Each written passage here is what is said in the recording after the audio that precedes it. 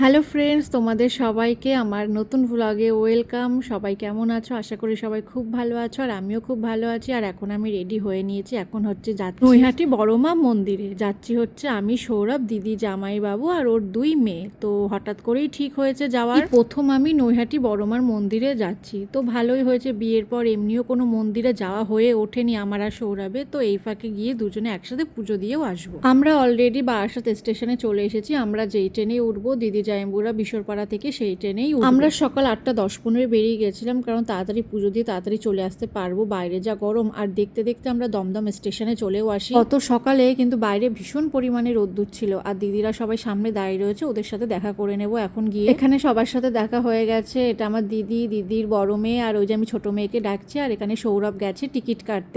আমরা দমদম থেকে কল্যাণী সীমান্ত ট্রেন ধরে নৈহাটি নেমে গেছি। ট্রেনটা মোটামুটি ভিড় ছিল, তার জন্য আর ভিডিও করা হয়নি। আর এখন হেঁটে হেঁটে ওই পারটার দিকে যাচ্ছি। ওই যে সবাই আসছে পেছনের দিকে, আর এখন হেঁটে হেঁটে এই পারে এসে এখান থেকে আমরা রিক্সা করে নেব। এখানে রিক্সা, টোটো সব সময় অ্যাভেলেবেল থাকে। বড়মার মন্দিরের সামনে যাওয়ার জন্য 10 টাকা করে ভাড়া নেয়। স্টেশন থেকে বড়মার মন্দির বেশি দূর না, হেঁটে হেঁটে মিনিমাম 7 থেকে 8 মিনিট লাগে, কিন্তু টোটোতে যাওয়াই ভালো, এত গরম পড়েছে তার জন্য। টোটোটা পুরো মন্দিরের সামনে এসেই নামিয়ে দেয়, আর নামতে না নামতেই সব মানুষজন চলে আসে যে এর দোকানে চলো, ওর দোকানে চলো। একটুও হেঁটে ঠিকভাবে যাওয়াই যায় না, সব মানুষজন ছেঁকে ধরে। তারপর হেঁটে হেঁটে মন্দিরের সামনে গেলাম, দেখলাম যে লাইন কতটা আছে। প্রথমে সবাই বলছিল যে আজকে লাইন কম আছে কম আছে। আমরাও প্রথমে বুঝতে পারি, যেহেতু প্রথম গেলাম, কোন দিক থেকে লাইন শুরু হয় কোন দিক থেকে বেরোয় এসব কোনো রকম কোনো কিছুরই আইডিয়া ছিল না। তাই ভাবলাম যে হয়তো আজকে লাইনটা কম রয়েছে, তার জন্য আমরা হেঁটে দেখতে দেখতেই যাচ্ছিলাম। এবার সব পুজোর জিনিসপত্র কিনবো। ঠিক মন্দিরের অপোজিট সাইডে একটা গলি চলে আছে, এখানে একটা দোকান থেকে মিষ্টির সব জিনিসপত্র কিনে নেবো। আর এখানে জুতো রেখে নেবো, জুতো, ব্যাগ তোমরা সবকিছুই রাখতে পারো। তার বদলে ওখানে যে যেরকম পুজো দেবে সেরকম অনুযায়ী ডালা নিয়ে মন্দিরে পুজো দিতে যাবে। দোকানটার নাম একবার দেখিয়ে দিই তোমাদের, বড়মা মিষ্টান্ন। তো এখান থেকে আমরা পুজোর সব জিনিসপত্র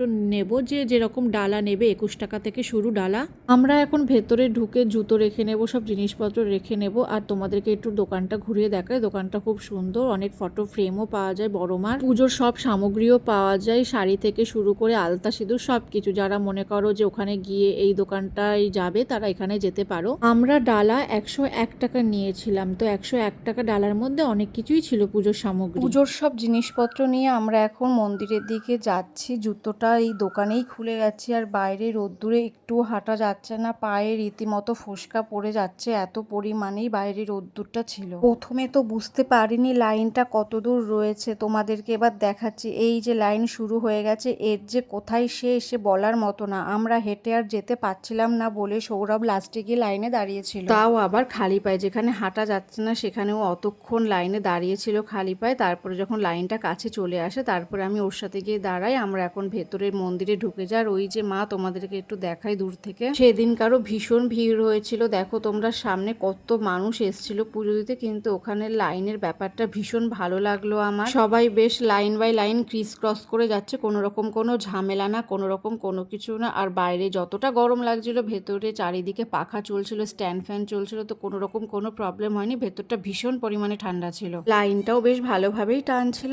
আর সামনে যখন মায়ের কাছে পৌঁছাবো, তখন ধাপে ধাপে মানুষজন ছাড়ছিল, যেরকম 15-20 জন করে। পরেই মন্দিরের ভেতরে ঢুকে যায়, আর আমাদের আগে যারা দেখছেন তারা পুজো দিচ্ছিল। আর ওখানে বেশ ভালোভাবেই পুজোটা করা হয়, যার যার নাম জিজ্ঞাসা করা হয়, গোত্র জিজ্ঞাসা করা হয়, তো ভীষণই ভালো লাগলো। তারপরে মায়ের কাছে এগিয়ে আমরাও পুজো দিয়ে নিলাম। আর সবাই জোরসে বলো জয় বড়মা, সবাইকে ভালো রেখো, সুস্থ রেখো। আমাদের এখানে পুজো দেওয়া কমপ্লিট হয়ে গেছে। তারপরে যেখান থেকে সব পুজোর জিনিসপত্র নিয়েছিলাম, সেখানে এসে প্রসাদ নিয়ে ঠিক তার সামনেই একটা দোকান ছিল, খাবারের দোকান। যেহেতু আমরা সকালবেলা কেউ কিছু খেয়ে যাইনি, না খেয়ে পুজো দিয়েছিলাম, তো ওখানে গিয়ে আমরা এরকম লুচি আর আলুর তরকারি খেয়ে নিয়েছিলাম। তারপরেই বাইরে এরকম বড়মার সব ছবিগুলো দেখি, এত সুন্দর লাগছিল, মনে হচ্ছে কি আমি সব কটাই কিনে নিই। আর এইটা হচ্ছে বড়মার পুরো মন্দির। এখন আমরা হেঁটে হেঁটে একটু গঙ্গার দিকে যাব। ভীষণ পরিমাণে বাইরে রোদ্দুর ছিল। আমি সবাইকে বলবো যদি বড়মার কাছে যেতেই লাগে এই গরমকালে, তাহলে ভোরবেলার দিকে যেতে, তাহলে কষ্টটা কম হবে। হবে, আর তখন দেখি একটুও লাইন নেই। তার মানে আমরা যখন পুজো দিয়েছিলি তখন লাইন কত